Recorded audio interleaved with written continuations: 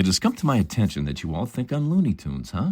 Well, let's see if I can prove you right then. From Hollywood, it's the world-famous Mojo Elliott, just a nude dude in a loose mood, always unedited, unfiltered, and uninhibited. Thanks for stopping by for another action-packed adventure of the Rat's Ass Podcast. Yeah, my producer Fleabag tells me we received numerous emails from people telling me they think I'm nuts because I believe that because I wash my hands before and after going to the Whizzer is the reason why I didn't catch COVID. All I'm going to tell you is I didn't catch COVID. It's not a scientific fact, but I didn't catch the COVID, and that's what I attribute it to. So you can think that the lights are on and nobody's home, that I'm not floating with both oars in the water, that I wear my underwear backwards. That's fine with me. I'm just saying I didn't get COVID. I didn't get COVID. That's my proof, and I will believe this until they dig a ditch and throw me in it. But you know what I used to do to people when this whole COVID thing happened? I used to tell them, say, yeah, I wanted to be really protected, so I got the Pfizer, Moderna, and the J&J jabs, all three at once. The horror that came over people's faces when I told them that. Oh, it was worth it. So worth it. Well, 2025 is off to a great start, isn't it? Everybody's already forgotten about New Orleans and Las Vegas, thanks to these damn wildfires here in Los Angeles, which have impacted my household. Really, the Kenneth fire was the major one we were worried about because we were about 5 miles away from where everything started. There is so much to unpack here with this fire that I'll probably spend Wednesday's podcast and Friday's podcast talking about this, at least a segment of the podcast. Personally, it started last Wednesday. I had just started the Rat's Ass Podcast when the power went out at the Elliott Estate, and I thought it was going to just be a temporary thing because that happens once in a while. But Southern California Edison, our power company, they tend to shut the power off the first time the winds kick up, and I understand why. We had the Woolsey fire, and some people believe that it was due to a fallen power line. If you remember a few years ago, Paradise Fire in Northern California wiped out all of Paradise, California. It was due to a power line. So I understand why they want to be cautious. Don't blame them for it. But to leave the power off 48 hours was nuts. Absolutely insane. It didn't need to be because at the time, the only fire was at the Pacific Palisades. Some had fired up down in Malibu, which is only about 10 miles from me. Pacific Palisades, maybe 15 miles from me. Wasn't worried too much about the Pacific Palisades unless the fire started returning up through where the Woolsey fire happened in 2018. That fire almost took out my home. I came within a half a mile of it happening for me. So, number one, I'm not going to complain about my situation with the fire. So many people have lost their homes, are devastated, and I feel very blessed that for the second time so far, we're not out of the woods yet, that I've escaped losing everything in a fire. What I did do in 2018 after the Woolsey fire, I went digital. Everything I can grab and go in a heartbeat, whether it's clothes, whether it's, everybody talks about the photo albums, yes, videos, all of that stuff. Everything's up in the cloud now. So all I need to do is grab my computers and iPads and whatever I have that's digital and go. However, what I found out is when your power goes out, your devices run out of energy, electricity, and you can't get access to your apps or anything like that. So your mindset is, oh, God, I got to always worry about charging, which means get in your car, plug in, and drive around. But you get to see what's going on, at least when you do that. And that's what I had to do for 2 days. I'm not going to complain that we had to empty our fridge and throw away a bunch of steaks and salmon and chicken and everything that we had just purchased and stocked up for the first of the year. I can't complain about it because we're safe and everything's fine. So I feel very blessed that we escaped the Woolsey fire and we have escaped this fire so far. And I got to give kudos to the L.A. County Fire Department, the Ventura County Fire Department. These guys are sensational. When you watch these guys work, and when you watch the TV coverage that is 24/7 on KTLA, Channel 5 in LA, I want to give them kudos for their work on this. I automatically go to KTLA. That's my go-to. So the other channels might be doing a great job. Sorry, guys, they beat you to it. They did a great job during the Woolsey, so that's my go-to. And you would watch how the bulldozers would come in and just snuff out the line of the fire. They had the Kenneth fire 50% contained within 24 hours, and it's been completely snuffed out. Pacific Palisades, that is so massive. That is so massive. It's incomprehensible. Photos, videos, just doesn't really tell the story of this. And so here we go into the week, worried about the power being shut off again at any time because winds are kicking up again. My concern is always having the repeat of the Woolsey fire because all of that stuff is now growing in again. Now, here's the problem that we have in California. This has been going on for years, and it goes back to the early 2Ks because we've had Democratic leadership in this state for many, many years. Where I fault Gavin Newsom is all of the things that were problematic leading up to the Woolsey fire. He did nothing to correct anything from a leadership standpoint when he took office. Absolutely nothing. He just carried on with the practices. And that practice is they stopped doing controlled burns. They budget for them, but they take the money and they use it on other things to push their Democratic agenda with. I'll leave it at that. But they don't do controlled burns anymore. Okay, I've lived in the Elliott Estate for 25 years. And like I said, we're adjacent to Malibu in North LA County, right on the Ventura County line. Okay, the weather hasn't changed here. The pattern has been consistent for 25 years. Every year between November and January to February, we get the Santa Ana winds. Hasn't changed.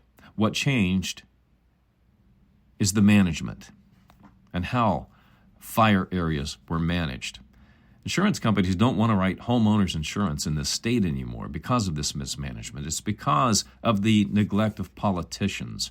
When you have one-party rule, and then you vote these people in and you trust and you walk away as an individual and thinking that you trust them to do the right thing, they haven't done the right thing for many years because there are no checks and balances. We vote, we go away. We vote, we go away.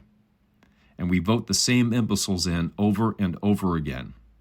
You know, here we have Gavin Newsom, our slumlord governor, who wants to be king of California, doesn't know what's going on. He's asking for answers. How did this happen? He knows. He's just a dance monkey right now. He's trying to save his political ambitions to be president in 2028. His political career is over now. You know, the first thing he did when Trump was elected, I am Trump-proofing California.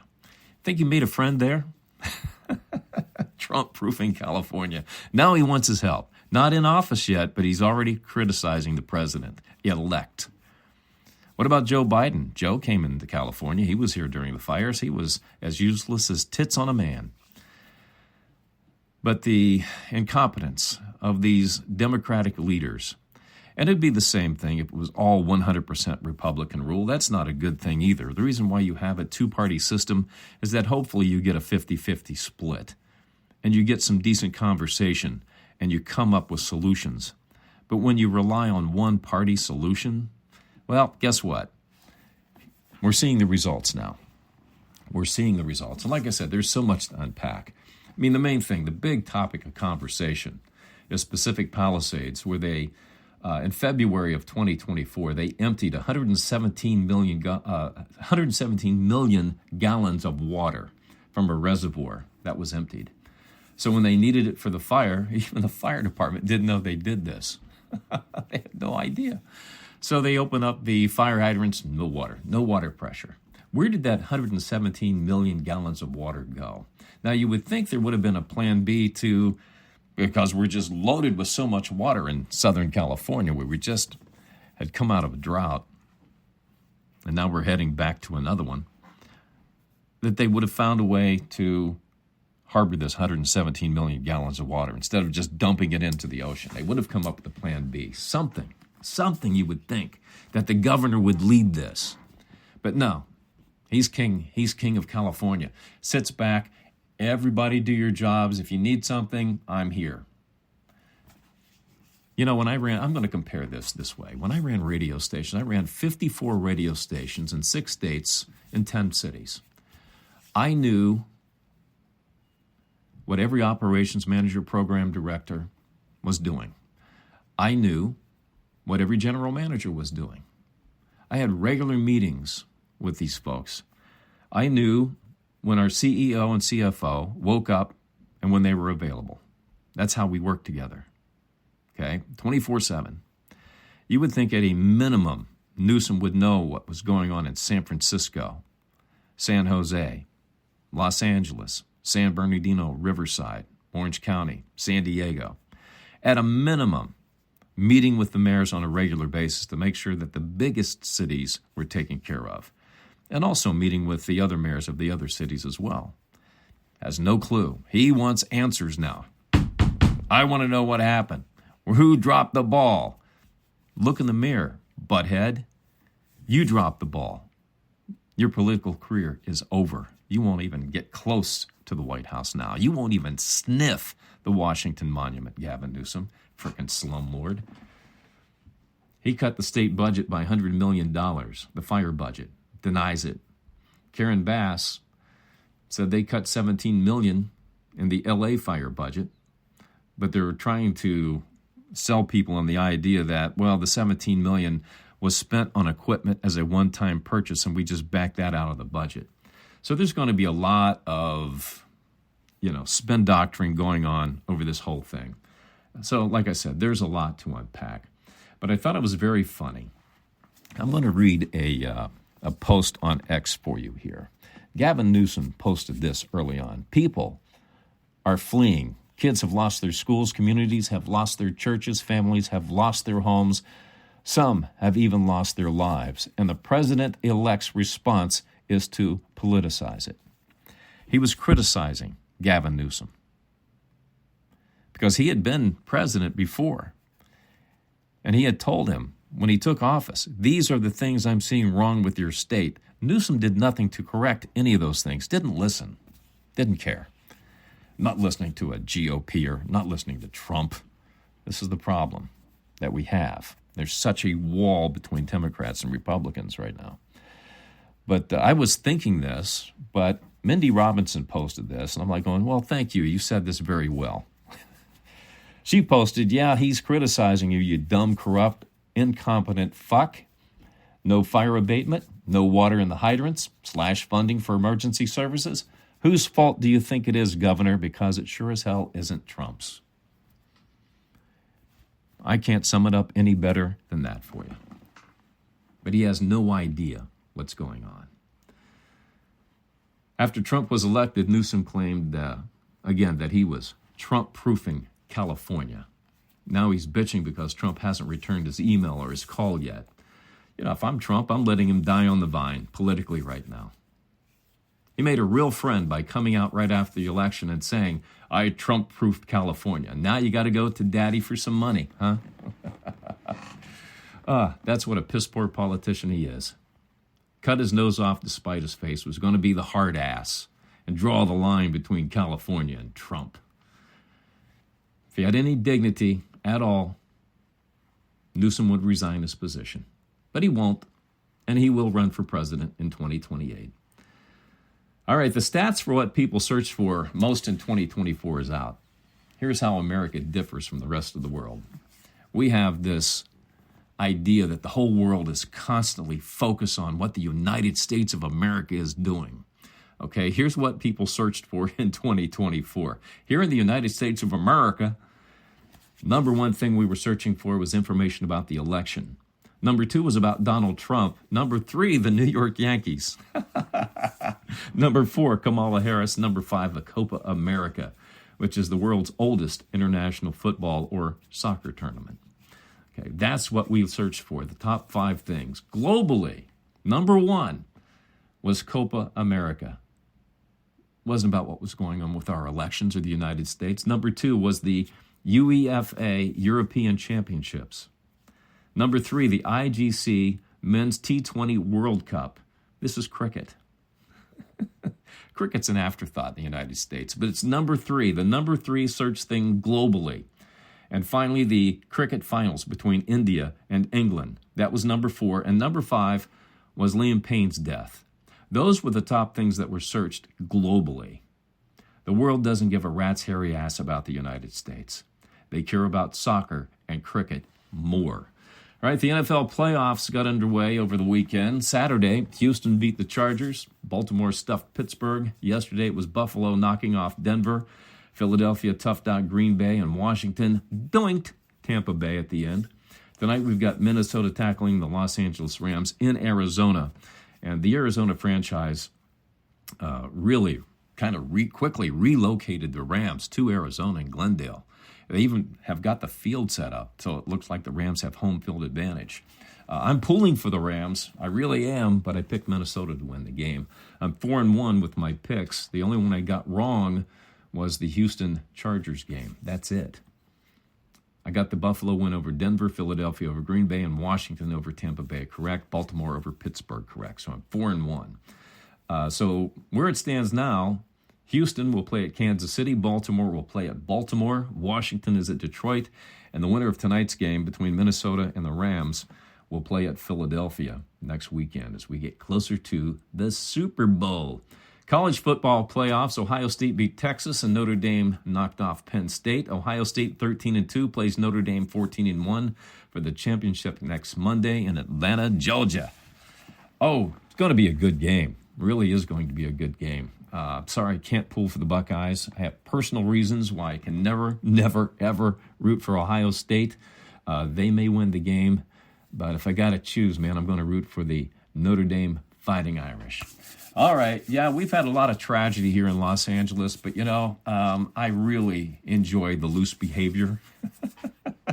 And regardless, there could be flames flying around me right now, but I'm going to say, you know what, I got to get the loose behavior in. So let's see what's happening with the Rat's Ass Podcast X feed. This is where I choose an interesting post on X, and we share a few comments just to get us warmed up here a little bit. All right, Chip Proctor posted this one. What is the best way to deal with a mother-in-law you don't like? You married folks will enjoy this one.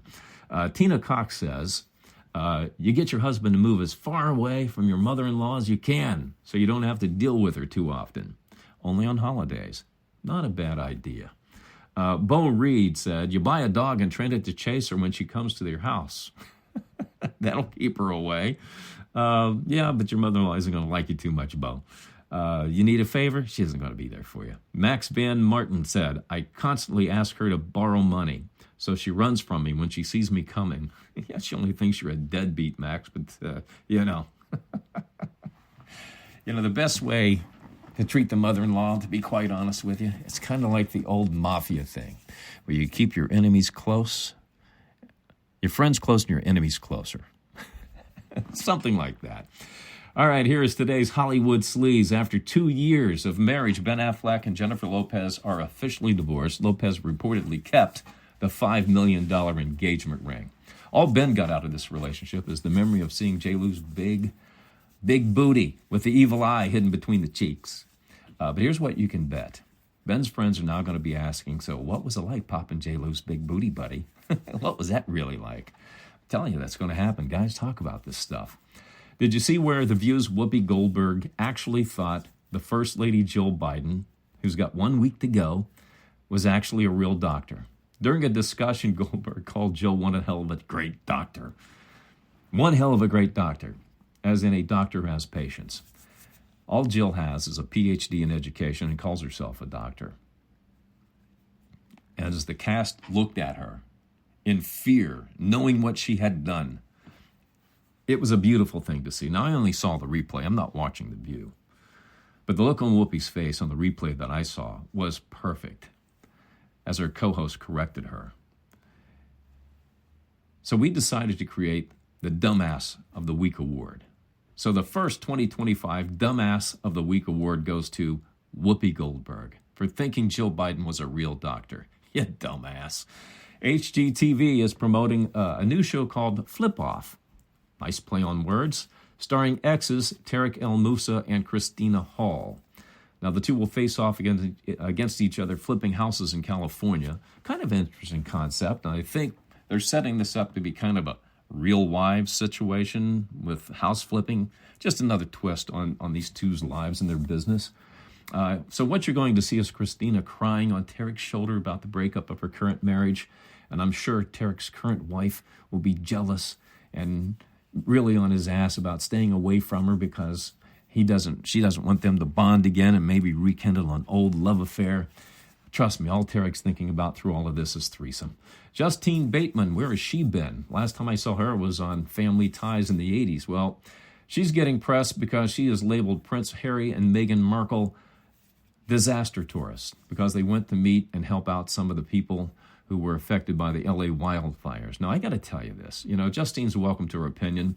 But in times of crisis like this, any celeb who feels like they want to roll up their sleeves and help, I think it's a good thing. Unless you're George Clooney, I think he'd probably get punched in the face.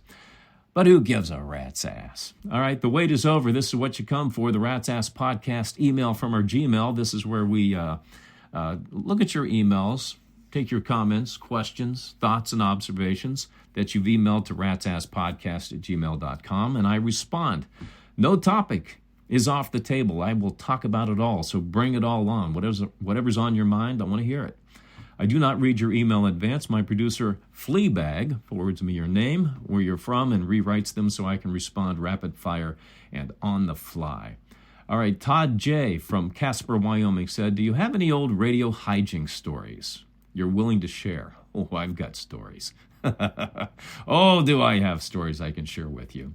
Are you willing to share them? And are there any good radio station apps I can download that plays the kind of rock you listen to? Well, to give you an idea, so we don't have to go back and listen to previous podcasts, the music I kind of dial into these days are Godsmack, Volbeat, Linkin Park, who were spawned from my neighborhood, by the way. Incidentally, I found out this weekend, too.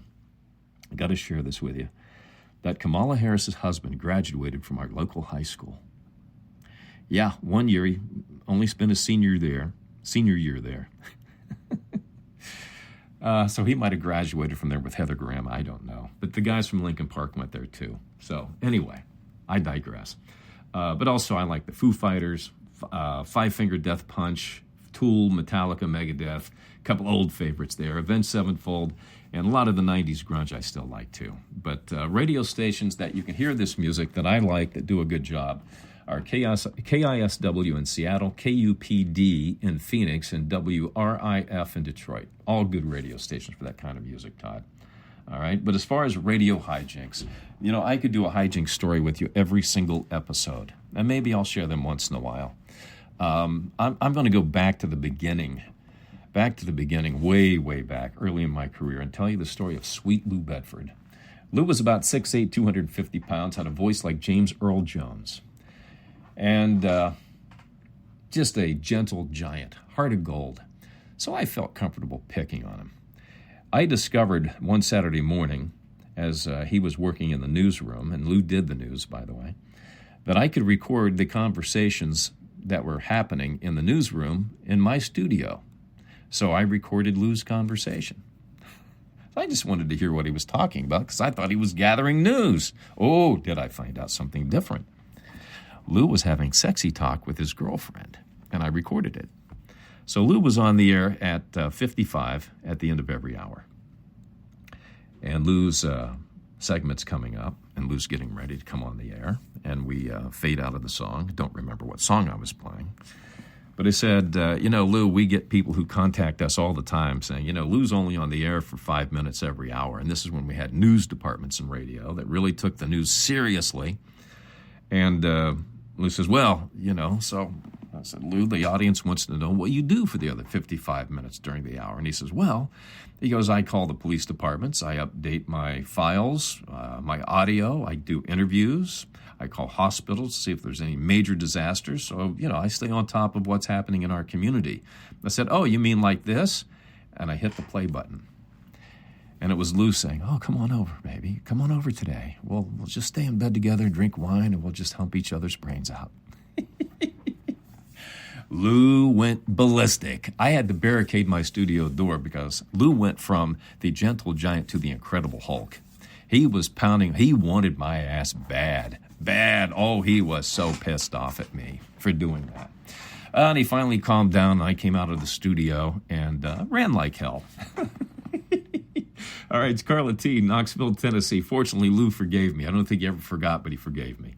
But Kara, Knoxville, Tennessee, what are your thoughts about a girl saving herself sexually for marriage? I think it's a great gift you can give a guy, Kara, but my observation has simply been this, that once you get a taste of the action, you tend to become promiscuous. And that's why a lot of friends who had girls who were virgins ended up divorced. It's just an observation. Gabriel C. in Nice, France said, what would you like to see happen to Joe Biden after he leaves office? Oh, good question, Gabriel. What would I like to see happen to Joe Biden? Joke Biden. Just add a K in his name. Joke, Joke Biden. No, seriously, I hope he just goes to Delaware and disappears. Goes back to Delaware and just goes away. He said the other day he wasn't going to be out of sight, out of mind. I'm like, oh, God, please go be out of sight, out of mind. Go to Delaware. Enjoy your 83rd birthday this year and hope that you don't pass away on the beach and get buried in the sand by a bunch of cats who mistake you for an old turd. That's what I'm thinking. All right, Michelle G., Tucson, Arizona. I've been dating a guy for about a month, and I caught him having sex in the backseat of his car with my best friend. How am I supposed to trust a man again? Michelle, how are you going to trust your best friend again? That's my first question. But number two, I have a sneaking suspicion if you've only dated him for a month, I'm going to go out on a limb here and say he was dating you because he was interested in your best friend. It happens. That's how sneaky guys can be. All right, Pablo O., San Bernardino, California. Do you think the Lakers will be able to trade for a better backup for Anthony Davis and Jackson Hayes before the trade deadline? That's coming up on February 9th. We're less than a month away for that. So first question I'm asking, who's available that I'd want? Lauri Markkanen of Utah interests me. He's 27. He's 7 foot. He can put up 20 points a game, 7-8 boards. He's a guy you can build around if you want to get rid of Anthony Davis for draft picks at some point. Davis is going to be 33 years old coming up, so he's starting to get to that end of his career, and you don't want to build around a guy who's 33, 34 years old. So I would say, this kid from the Utah Jazz, Markkanen, is a great kid to build around. He's only 27 years old. They also have another guy named Walker Kessler who puts up 10, 11 points a game. He would probably be a better backup. But you got to give up something to get something. So I'm thinking, Utah is a dumpster fire. They're 9 and I think 27, 28, something like that. I didn't look at the standings today. But they're done. I mean, they're not going to make the playoffs. So they might be willing to trade players to gather draft picks to rebuild. But they may want to keep Markkanen to build around too. So I don't know. But you have to give up something to get something. Lakers don't have a whole hell of a lot. I always believe that nobody wants to help the Los Angeles Lakers. No other team does. But I would give up Max Christie, Cam Reddish, and a number 1 draft pick for any of those guys. Well, I'll take that back. Kessler, maybe I would give up Max Christie and a number 1 pick for him. Because they're not going to take Cam Reddish and a number 1 pick. You got to give up something that's going to help them build their team. And I would say Max is probably that player that would do that. Because I wouldn't give up anybody else on the team in the trade, to be quite honest with you, that Utah would want. All right, keep sending your emails with your thoughts, observations, comments, and questions to ratsasspodcast@gmail.com, and I'll give you my 2 cents that makes no sense on the next episode. I got to go. But I do have one more thing. As you know, I always have one more thing. Studies show mooning strangers is one of the best ways to relieve stress. We need to bring back mooning. Apparently, watching them laugh or experience shock on their face gives you a sense of relief from the stress that you're currently feeling. So moon your ass off, I guess. All right, shout-outs too in the USA to Ashburn, Virginia, Forest City, North Carolina, and Detroit, Michigan, where we have people listening to the Rat's Ass podcast. Also globally in Windsor and Vancouver, Canada, and Sydney, Australia. Wherever you listen, thanks for tapping the app. That's it for this episode of the Rat's Ass Podcast.